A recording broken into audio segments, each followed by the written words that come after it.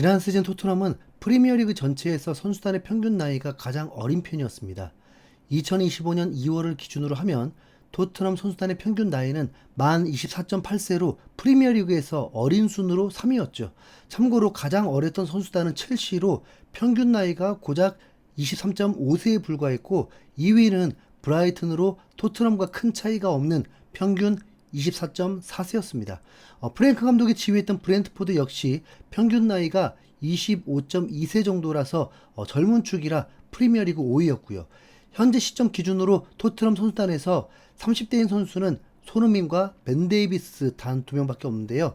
그나마 메디슨이 96년 11월생으로 올해 안에 만으로 29세가 되고 벤탄쿠르, 솔랑케, 히샬리송 같은 선수들도 모두 97년생으로 올해 만 28세가 됐습니다. 그리고 믿으실지 모르겠지만 드라구시는 2002년생으로 아직 20대 초반 만 23세밖에 되지 않았습니다. 젊다 못해 어리다고도 할 수 있는 토트넘의 손흥민이 얼마나 중요한지 감이 오시죠? 그래서 통계 전문 매체인 옵타에서도 이런 선수단의 구성을 알고 손흥민이 떠나면 토트넘의 리더가 없다고 했던 겁니다. 특히나 챔피언스리그라는 가장 큰 대회에 복귀하게 된 토트넘 입장에서 손흥민 같은 월클 베테랑 선수는 상상 이상으로 귀중한 자원이죠. 아무튼 토트넘에는 20대가 대다수고 심지어는 10대 선수들도 1군 선수단에서 꽤 경기를 자주 출전했습니다. 2007년생 마이키 무어가 거의 최연소고 2006년생 베리발과 그레이도 심심치 않게 선발 라인업에 이름을 올리곤 했는데요. 오늘은 그 중에서도 그레이에 대해서 좀 자세히 알아보려고 합니다. 사실 그레이가 원래 포지션은 미드필더인데 엔지 감독 시절에는 주로 센터백 땜빵으로 주 포지션이 아닌 위치에서 뛰었거든요. 지난 시즌 모든 대회를 통틀어서 무려 46경기에나 출전했다고 하네요. 그러다 보니까 솔직히 경기를 지켜봤을 때 엄청난 장점이 있다거나 하지 않았고 눈에 띄는 번뜩이는 스타성도 찾지 못했던 게 현실입니다. 하지만 프랭크 감독은 브렌트포드 시절부터 그레이를 매우 좋아했다고 하죠. 아예 프리미어리그 공식 홈페이지에서는 프랭크 감독의 부임으로 인해서 가장 큰 혜택을 볼 수도 있는 선수로 아치 그레이를 1순위로 꼽을 정도입니다. 이 기사의 내용을 전해드리자면 그레이는 토트넘에 합류하기 전부터 프랭크 감독과 브렌트포드가 영입하고 싶어 한다는 소문이 돌았던 선수다. 그레이는 뛰어난 지능과 위치 선정 능력을 갖췄고 좁은 공간에서도 기술적 능력을 발휘할 수 있다. 그레이는 압박을 당하면서도 공을 받는데 매우 능숙하며 멋진 2대1 패스를 펼칠 수 있다. 그리고 수비 지역부터 우아하게 공을 전진시킬 수 있다. 그는 브렌트포드에 있었던 모든 미드필더들보다 한 단계 더 발전한 선수다라면서 프랭크 감독이 그레이를 굉장히 좋아하고 잘 쓸 거라고 예측했습니다. 일각에서는 토트넘에 필요한 6번 수비형 미드필더 영입이 없는 이유가 그레이가 있기 때문이라는 말까지 나오는데 아니 도대체 그레이가 어떤 선수길래 이렇게 고평가를 받는지 한번 알아보시죠. 2006년생 3월 12일에 태어난 아치 그레이는 태생부터 축구 명문 가문에서 태어났습니다. 일단 그레이의 할아버지인 프랭크 그레이는 리즈 유나이티드에서 300경기 이상 출전하면서 73-74 시즌에 1부 리그에 우승을 했고 유러피언 컵에서도 우승했던 완전 레전드고 아버지인 앤디 그레이도 리즈, 썬더랜드, 번리, 노팅엄 등 프리미어리그 팀에서 활약했던 프로 축구 선수 출신이거든요. 게다가 큰 삼촌인 에디 그레이 역시 리즈에서 레전드로 불린 선수였는데 역대 최고의 리즈 선수가 누구냐를 투표해서 3위를 할 정도로 대단한 선수였습니다. 은퇴 이후에는 리즈의 감독까지 맡을 정도로 구단을 대표하는 인물이었죠. 그리고 3명 모두 스코틀랜드 국가대표로 활약했던 엘리트 선수들이었습니다. 그러다 보니까 자연스럽게 그레이 역시도 어린 시절부터 리즈에서 프로 데뷔를 목표로 축구 선수의 꿈을 키우게 됐습니다. 나는 언제나 축구광이었다. 나는 걷기도 전부터 축구공을 차고 놀았다. 왜냐하면 나는 축구 가문에서 태어났기 때문이다. 아주 어릴 때부터 늘 마음속으로 축구 선수가 되어야 한다고 생각했다. 그 외에는 다른 꿈을 꿔본 적도 없다라면서 축구 선수가 될 수밖에 없는 운명이라고 했죠. 그레이는 8살이 되던 해에 당연하다는 듯 리즈 유나이티드의 아카데미에 입단했고 또 빠르게 두각을 나타냈습니다. 확실하게 증명된 축구 혈통과 더불어서 리즈 아카데미의 체계적인 교육이 합쳐지자 그레이의 기량은 폭발적으로 성장했죠. 월반을 밥 먹듯이 했던 그레이는 불과 15살의 나이에 성인팀 명단에 이름을 올려서 엄청난 주목을 받았습니다.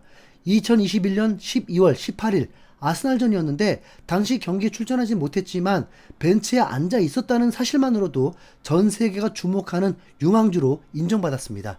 이때 리즈를 이끌었던 건 명장으로 유명한 아르헨티나 출신의 비엘사 감독이었는데요.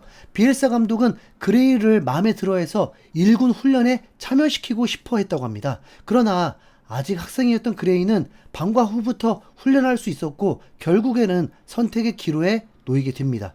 학교 수업이냐 1군 훈련이냐의 기로에서 그레이의 선택은 너무나 명확했습니다. 당연히 1군 훈련이었죠. 자신의 아버지, 할아버지, 큰 삼촌처럼 리즈에서 1군으로 데뷔하기 위해서 망설이지 않고 훈련을 선택했습니다. 그래서 그레이가 학교 수업을 빠지고 1군팀 훈련 스케줄에 맞출 수 있도록 구단이 직접 학교와 협의했다고 하네요. 네. 그러니까 그레이는 이미 15살 때부터 리즈 구단 차원에서 관리하던 유망주인 거죠. 리즈에서는 어떻게든 그레이를 붙잡기 위해서 모든 수단을 다 동원했는데요. 그레이가 16살이 되던 해에 장학금 계약으로 더욱 깊은 관계를 맺으려고 했습니다. 1군 훈련을 위해서 학교 수업을 빼먹을 수 있게 학교와 직접 협상을 했던 구단이 공부 열심히 하라고 장학금을 줬다는 사실이 참 재밌지 않나요? 네. 그레이는 2022년 프리시즌에 드디어 첫 선발의 기회를 잡습니다. 당시 그레이의 나이는 고작 16살이었는데 블랙풀을 상대로 선발 멤버에 들었던 겁니다.